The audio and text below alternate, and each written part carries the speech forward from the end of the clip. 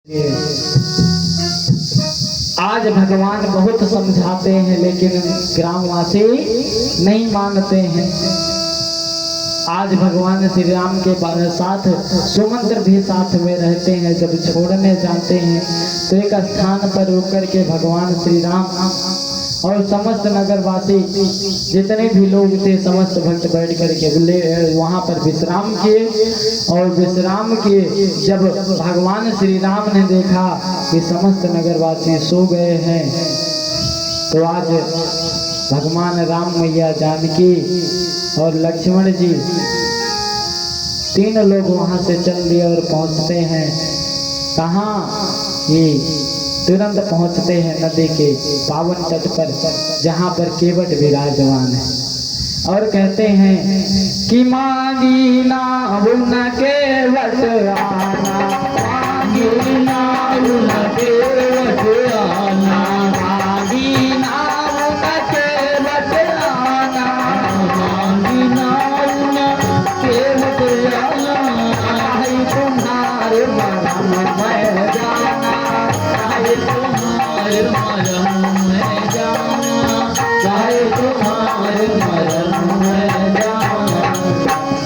आज पहुंचते हैं तो भगवान राम जी इशारों में आज केवट भैया को बुलाते हैं और कहते हैं कि ओ भैया केवट। और जब केवट सुनता है कि कोई उस पार से इस पार आने के लिए मुझे पुकार रहा है ना, तो बड़ी देर में सुनता है और जब जाता है देखता है और भगवान को अपने सामने पाता है, तब आज केवट कहता है भगवान श्री राम से कि मैं तो आपको नदी के उस पार कर दूं, लेकिन इस मन में एक संशय है। कहते हैं क्या संशय है?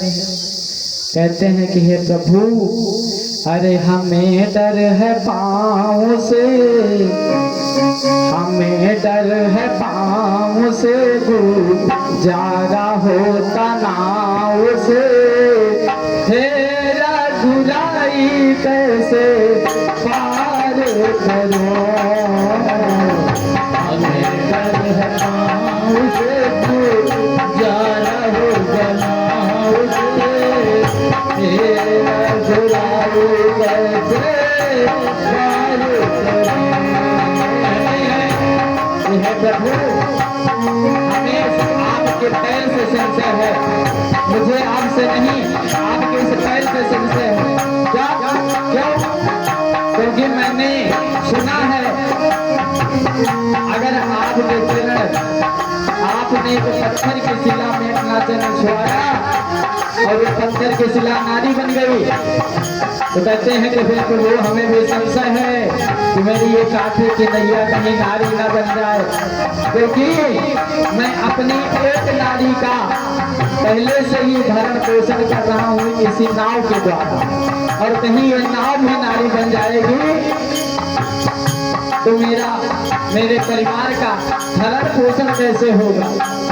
तब भगवान श्री राम कहते हैं कि हे केवट भैया,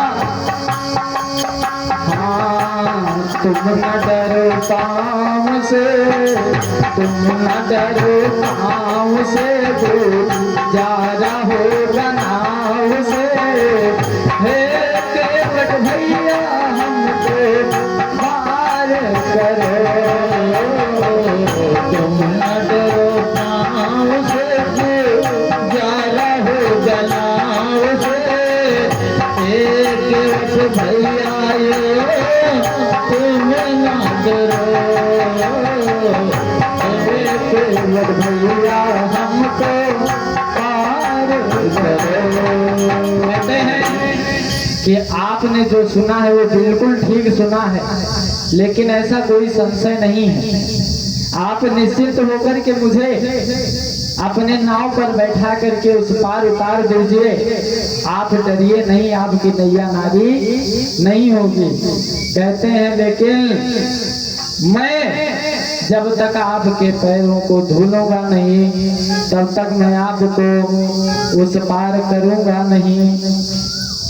आज इतना जब प्रभु श्री राम कहते हैं, आज जब सुनते हैं तो प्रभु श्री राम कहते हैं कि हे केवट भैया, आप जिद कर रहे हैं, आप मुझे कोई दूसरा रास्ता बता दीजिए जिससे मैं इस नदी के उस पार पहुंच चला जा सकूं।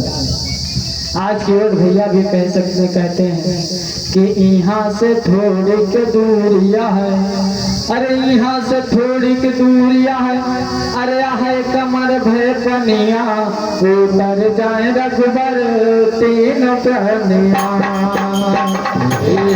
यहाँ से थोड़ी के दूरिया, यहाँ से थोड़ी के दूरिया है कमर भय पनिया, उतर जाए भोले, उतर जाए जौना तीन प्रहनिया। यहाँ से थोड़ी के दूरी पर, यहाँ से थोड़ी के दूरी है कमर भय पनिया, उतर जाए रघुबर तीन प्रहनिया।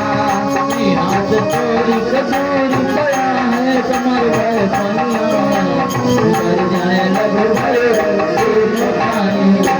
कहते कि यहाँ से थोड़ी दूर है जहाँ पर कमर भर पानी है, और आप तीनों लोग वहीं से नदी उस पार कर लीजिए। जब इतना सुनते हैं तो आज कहते हैं भगवान राम कि पैदल उतर जाए सिया गंगा। कहते हैं कि अगर इस जल में होकर के माता, अगर सीता जी गंगा को पार करती है ना, तब तो उनका सारा पतिव्रत धर्म नष्ट हो जाएगा। आज इस प्रकार राम कहते हैं, भगवान श्री राम कहते हैं कि आप जिद करते हैं तो मेरे पैर को धुलिए और मुझे उस पार कीजिए। आज केवट प्रसन्नचित्त होकर भगवान के पैरों को धुलता है और उसको, उसके चरण के धूल को जो भी धुलता है उसे चरणामृत समझ करके ग्रहण करता है और भगवान को नदी उस पार करता है। आगे की कथा आप लोगों ने कल सुना ही है। इसी के साथ हम परम पूज्य महाराजा श्री का आह्वान करेंगे कि वो हमें और आप समस्त भक्तों को कथा श्रवण कराएं। बोलिए राघवेंद्र सरकार के।